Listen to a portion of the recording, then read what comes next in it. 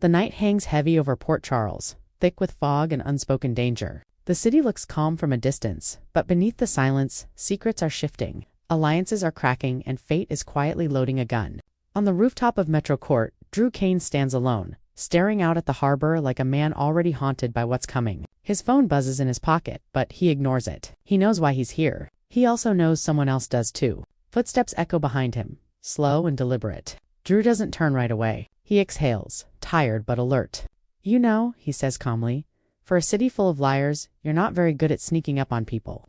The footsteps stop. A shadow lingers just out of reach of the light. The voice that answers him is familiar and that's what makes his blood run cold. "I didn't come here to sneak," the voice says. "I came here to end this." Drew turns now, searching the darkness, his eyes narrowing. "End what?" he asks. "The lies." A bitter smile crosses his face. "Because if that's the case, you're about 10 years too late." The figure steps closer but still refuses to fully reveal themselves. Drew's instincts scream at him to leave, but his pride keeps him rooted in place. "You think you're the only one who's been hurt?" The voice snaps. "You think you're the only one who lost something?" Drew shakes his head slowly. "No," he replies, "but I'm the only one standing here unarmed." For a moment, there's silence, just the wind and the distant sound of traffic. Then, everything happens at once. A gunshot explodes through the night. Drew gasps as pain tears through his chest. His body slams against the railing before crumpling to the ground. Blood spreads across his shirt, dark and fast. The shooter stares at him in shock, trembling, their breath coming in sharp, panicked bursts. "This wasn't supposed to happen," they whisper, horror flooding their voice. Sirens wail somewhere far away. The gun slips from their hand and clatters against the concrete. Fear takes over. They run. Hours later, the emergency room at General Hospital is alive with chaos. Doctors shout orders as Drew is rushed through the doors on a gurney, pale and unconscious. Elizabeth Weber moves quickly, her face tight with worry as she presses her fingers to his neck, checking his pulse. "He's losing too much blood," she says urgently. "Get him into trauma now." Nurses scatter, machines beep, and Drew disappears behind swinging doors. News spreads fast in Port Charles. By morning, everyone knows Drew Kane has been shot-tanned. No one knows who pulled the trigger. Sonny Corinthos stands in the hallway, his expression dark and dangerous. "Someone crossed a line," he says quietly, "and when I find out who did this, they're going to wish they hadn't." Carly stands beside him, arms crossed, fear masked by fury. "Drew made enemies," she says, "but this feels personal." Jason Morgan watches from across the room, silent, his eyes calculating. He already knows one thing for sure: this wasn't random. Somewhere else in the hospital, the shooter sits alone, hands shaking, replaying the moment over and over in their mind. Drew's face, the sound of the gun, the blood. Tears fall as they whisper to themselves, "I didn't mean to kill him." Back in surgery, doctors fight to save Drew's life as his heart falters. Alarms blaring. Elizabeth refuses to leave, her voice breaking as she urges him to fight. "You're not done yet," she whispers. "Not like this." Outside the operating room, the people who love Drew wait, unaware that this shooting is only the beginning, that the truth behind the trigger will shatter families, revive old grudges, and bring back faces from the past that Port Charles thought were gone forever. Morning breaks over General Hospital, but there is no sense of relief in the air. The waiting room feels heavier than the night before, filled with unanswered questions and barely contained fear. The doors to the operating room remain closed, and every second that passes without news tightens the knot in everyone's chest. Elizabeth stands near the wall, arms wrapped around herself, replaying the image of Drew being wheeled in, blood everywhere, his eyes already slipping away. She has seen trauma before, too much of it, but this feels different. This feels intentional. Sonny paces like a caged animal, his phone pressed to his ear as he issues low, dangerous orders. He wants names, suspects, patterns. Someone shot Drew Kane, and Sonny refuses to believe it was an act of impulse. Carly watches Sonny closely, recognizing the look in his eyes. It's the same look that always appears when war is coming. Jason, silent as ever, studies the people around him. He notices who avoids eye contact, who looks too calm, who looks guilty. He knows Port Charles. He knows how secrets sit on people like a second skin. Sam McCall arrives breathless, her face drained of color when she hears the words out loud. "He has been shot," she asks, even though she already knows the answer. Elizabeth nods, tears threatening to spill. Sam presses her hand to her mouth, fighting the panic rising in her chest. Drew has survived prisons, mind control, and enemies from every corner of the world. But this was close, personal, and cruel. Hours later, the operating room doors finally open. A surgeon steps out, exhaustion etched into every line of his face. "He's alive," he says, and the room collectively exhales. but barely. The bullet missed his heart by inches. He's in critical condition and hasn't regained consciousness. Relief mixes with dread. Alive doesn't mean safe. Not in Port Charles.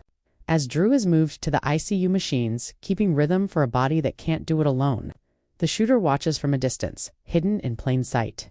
They stand near a vending machine who'd pulled low, heart pounding every time a nurse walks by. They didn't plan this. They didn't plan to pull the trigger. But anger had taken over, years of resentment exploding in one irreversible second.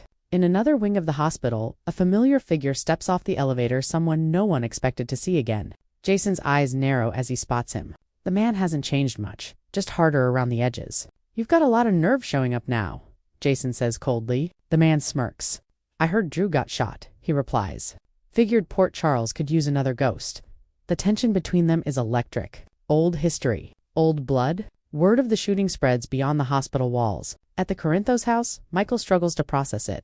"Drew isn't stupid," he says. "If someone got that close, it had to be someone he trusted." That thought hangs in the air like a curse.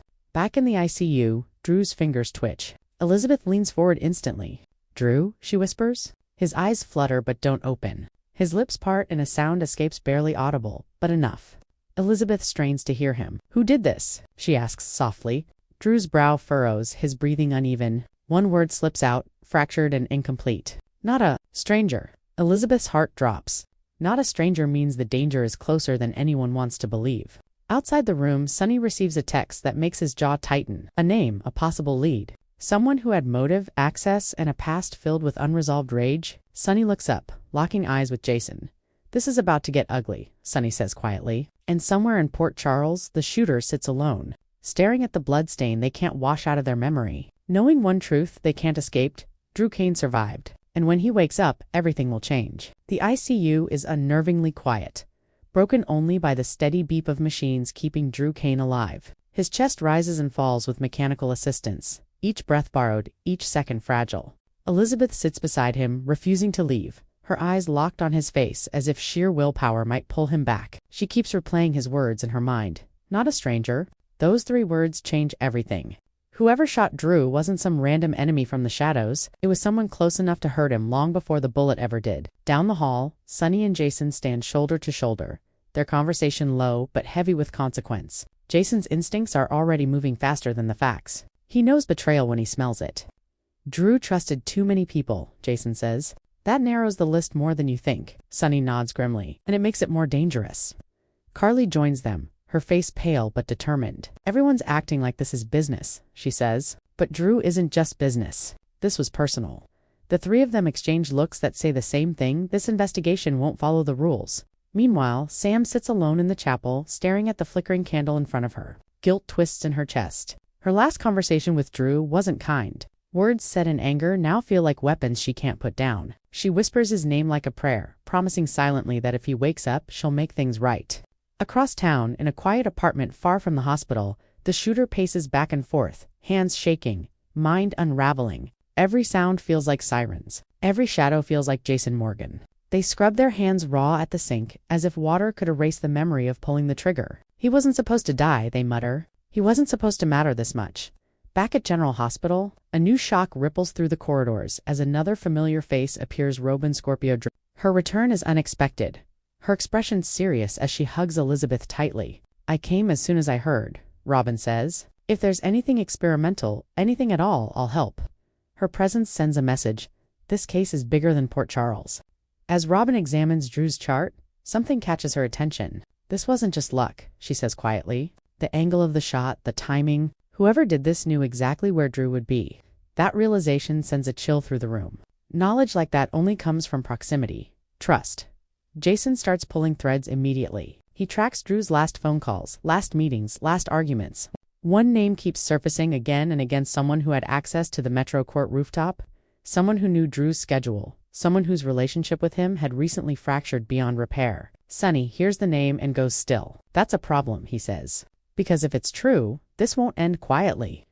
In the ICU, Drew suddenly alarms scream as nurses rush in, pushing Elizabeth back. "No, no, no," she cries as doctors work frantically to bring him back. Seconds stretch into eternity. Then his heart stutters, then resumes. Drew survives again, but the message is clear. Time is running out. Somewhere else in the hospital, the shooter overhears the chaos. Hears Drew is still alive. Instead of relief, panic takes hold. If Drew wakes up fully, he'll remember, he'll talk, and everything will unravel. The shooter makes a decision right then, one more move, one last chance to control the story. As night falls over Port Charles once more, Jason stands alone outside the hospital, phone to his ear. "I know who did it," he says quietly, "and if I'm right, this is going to tear this town apart." Inside, Drew's eyes flicker beneath closed lids, memories stirring, truth fighting its way to the surface. The clock is ticking, and Port Charles is about to learn just how deadly betrayal can be. Night settles over Port Charles once again, darker than before, as if the city itself senses the truth, clawing its way toward the surface. Inside General Hospital, the ICU is locked down tighter than usual. Security has been doubled. Nurses warned to report anything suspicious, but fear still slips through the cracks. Jason walks the halls like a shadow, every sense alert. He knows the shooter is close. Too close. Sonny stands near the window at the end of the corridor, staring out at the city he's spent a lifetime controlling. "People think violence starts with a gun," he says quietly. "It doesn't. It starts with resentment." Carly joins him, lowering her voice. Jason thinks he knows who did it. Sonny turns slowly. "So do I," he replies, "and that's what scares me." Inside Drew's room, Elizabeth and Sam stand on opposite sides of the bed, tension thick between them. Neither woman speaks, but both are thinking the same thing. Drew's life has been shaped by divided loyalties, and now those divisions may kill him. Suddenly, Drew's eyes snap open. Not a flutter, not a tease. Fully open, Elizabeth gasps. "Drew," she whispers. His gaze is unfocused at first, then sharpens as recognition hits. His breathing quickens. "Hospital," he murmurs. Sam leans in, tears spilling freely now. "You're safe," she says. Drew's jaw tightens. "No," he says weakly, "I'm not." The room freezes. Elizabeth presses the call button, but Drew grabs her wrist with surprising strength. "Listen to me," he insists. "It was planned. They waited for me." His eyes dart toward the door as if he expects the shooter to walk in at any second. "Do you remember who it was?" Sam asks softly, afraid of the answer. Drew hesitates, pain flooding his face, not physical this time, but emotional. "I remember their voice," he says, "and I remember why they were angry." Outside the room, Jason watches through the glass, his expression hardening. This is it. The moment everything changes. He turns and nearly collides with a familiar figure stepping off the elevator, Jay Quartermain's son, Michael, but behind him another face emerges. One that sends a shockwave through Jason. Morgan Corinthos alive. Very much alive. Sonny appears seconds later and stops dead in his tracks. Father and son lock eyes, years of grief and guilt crashing down at once. "This can wait," Morgan says quietly. Drew comes first. Jason's mind races. Morgan's return explains too much, and not enough. Back in Drew's room, Robin joins the group, checking monitors quickly. "He's stable for now," she says, "but stress could trigger another episode." Drew ignores her warning. "The shooter knows I'm alive," he says. "They won't stop." As if summoned by his words, a nurse passes by the doorway and pauses just a beat too long. Jason notices. The nurse's hands shake. Her eyes flick to Drew, then away. Jason follows silently as she turns the corner. "You're in the wrong wing," he says calmly. The nurse freezes. Slowly, she turns around, and the mask slips. Fear, guilt, rage. "I didn't mean to shoot him," she says, voice breaking. "He took everything from me." Jason's eyes narrow. "You're lying," he says. "You meant to hurt him?" Before he can react, the nurse pulls a syringe from her pocket and lunges back toward Drew's room. Jason tackles her, the syringe skidding across the floor. Security rushes in, dragging the screaming woman away as she sobs. He deserved to pay. Chaos erupts. Sonny storms down the hall. "Who is she?" he demands. Jason exhales slowly.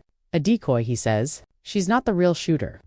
Inside the room, Drew stares at the door, realization dawning. "She was protecting someone," he whispers.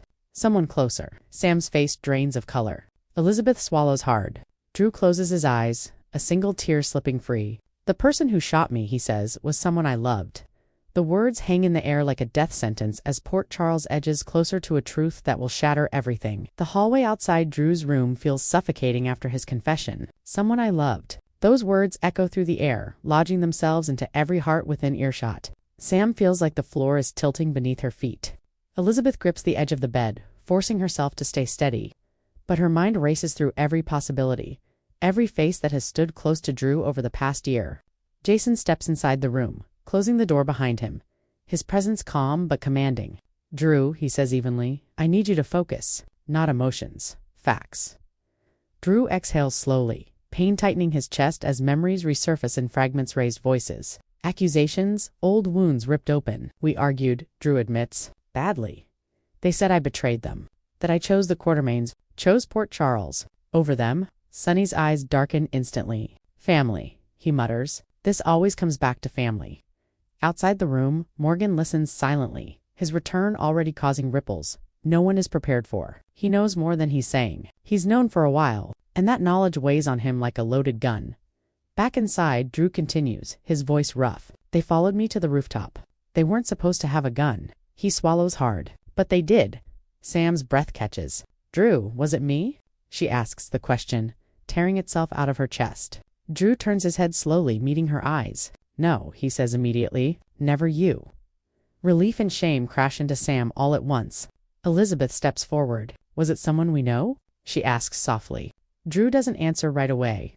Instead, his gaze shifts toward the door, toward the hallway, toward the truth he's been avoiding. It was someone everyone trusts, he finally says. Someone who's been playing both sides. Jason stiffens. Sonny's jaw tightens.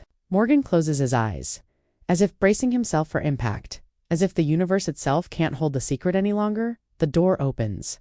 Michael Corinthos steps inside. His face is pale, his eyes conflicted. You need to tell them, he says quietly to Drew, but also to himself. Before it's too late, all eyes turn to Michael. Carly's heart drops. Michael, she whispers. What are you talking about? Michael swallows hard. I saw them, he admits. The night Drew was shot. I didn't know what it meant at the time, but now... His voice cracks. Now I do. Sonny stares at his son, stunned. Who? He demands. Michael hesitates just long enough to be devastating. It was Willow. The room explodes into disbelief. Carly shakes her head violently. No, absolutely not. Willow wouldn't, she didn't mean to. Michael interrupts, tears spilling freely now. She was angry. She thought Drew was responsible for losing control over her life, her choices, her future. Sam feels sick. Elizabeth steps back as if struck. Drew closes his eyes, the truth settling heavily in his chest. I tried to explain, he says quietly. I told her I was protecting the kids. Protecting all of you. Sonny's voice is deadly calm. Where is she? Jason already knows the answer. Gone, he says, but not far. As if on cue, alarms blare through the hospital. A nurse rushes past. There's a woman on the roof, she shouts. She's threatening to jump. Drew's eyes snap open. She thinks this is the only way out, he says. Jason is already moving. Sonny follows. On the rooftop, Willow stands at the edge, tears streaking her face. The city lights blurring below her. Jason approaches slowly. You don't have to do this, he says. Willow laughs bitterly. I already did, she replies. I pulled the trigger. This is just the ending. Sonny steps forward. You're not beyond saving, he says firmly. But you are beyond running. Willow turns, eyes wild, broken. I loved him, she whispers, and he chose everyone else. Down below, Drew struggles to sit up in bed, ripping wires from his chest. She needs to hear my voice, he insists. As Port Charles holds its breath, the truth stands exposed at last hand. The fallout is only beginning.